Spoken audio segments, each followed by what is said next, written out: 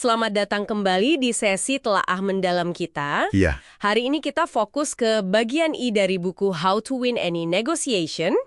Spesifiknya soal sentuhan halus. betul. Seni mempengaruhi, mendekati, membujuk orang lain. Tapi secara efektif ya. Efektif dan halus gitu ya. Sumber ini katanya kaya banget sama wawasan psikologis dan taktik praktis. Persis. Jadi tugas kita nih menyuling intinya buat Anda semua. Gimana sih caranya bangun hubungan, ngarahin percakapan, tapi tidak kelihatan maksa. Oke. Ini bukan soal manipulasi kasar loh ya. Tapi lebih ke pemahaman dan kendali yang elegan gitu. Sip. Mari kita mulai dari dasarnya nih.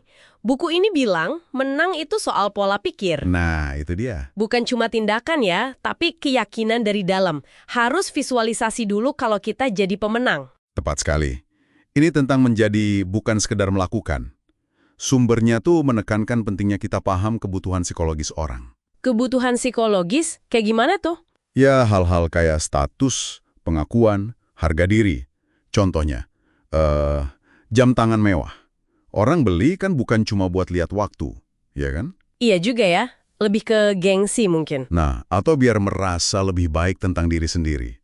Itu loh, energi emosionalnya. Itu bahan bakar persuasi. Wah, menarik. Jadi, sentuhan emosional ini kuat banget ya dampaknya. Banget. Kayak contoh strategi Delta Airlines yang disebut di buku itu, setelah kecelakaan mereka dekati keluarga korban dengan empati. Betul.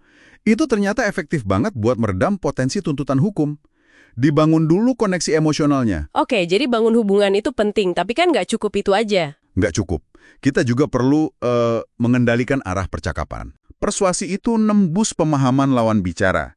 Tujuannya merekayasa persetujuan secara halus. Gimana caranya ngendaliin tapi nggak kelihatan dominan gitu? Salah satu tekniknya namanya mendengarkan dengan suara keras. Atau ya, mendengarkan aktif lah. Maksudnya? Kita tunjukin kalau kita beneran dengerin dan peduli sama pandangan mereka.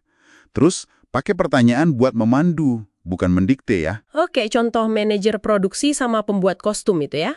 Nah, itu cerdas banget.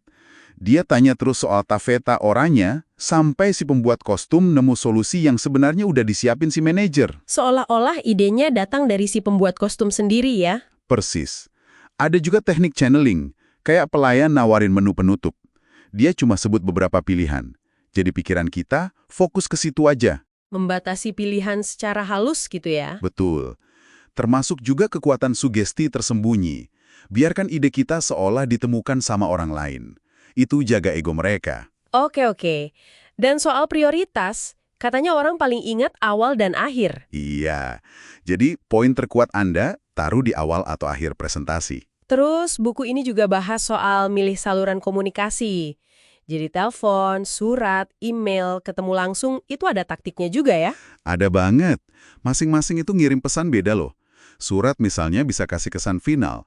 Ini nih tawarannya, ambil atau tinggalin. Oh gitu, kalau ngobrol langsung? Kalau telepon atau ketemu langsung, pesannya lebih kayak, yuk kita omongin ini, lebih terbuka buat diskusi.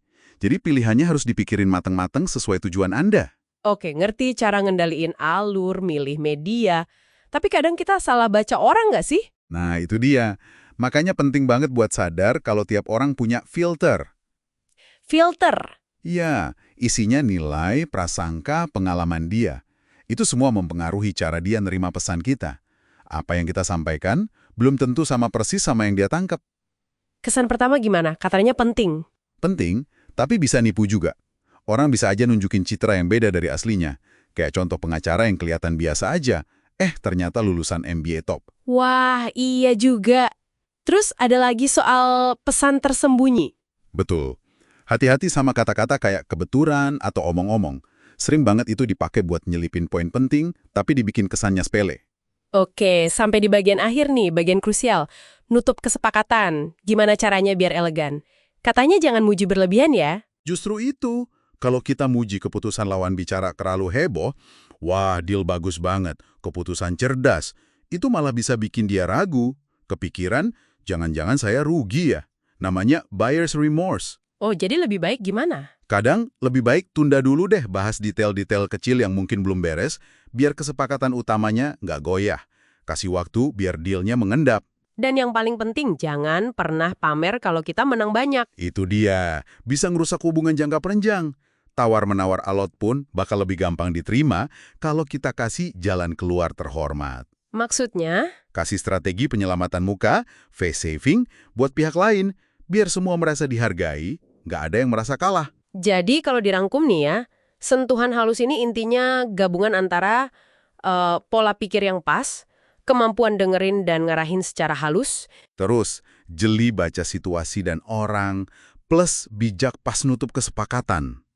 Intinya, mempengaruhi tanpa gesekan. Oke. Nah, ini mungkin jadi pertanyaan buat Anda renungkan. Dari semua taktik sentuhan halus ini, mulai dari paham kebutuhan psikologis, cara komunikasi, baca sinyal, sampai nutup deal dengan elegan, kira-kira taktik mana nih yang paling nyantol dan bisa langsung Anda coba? Pertanyaan bagus. Bisa jadi buat interaksi sehari-hari atau mungkin negosiasi penting berikutnya.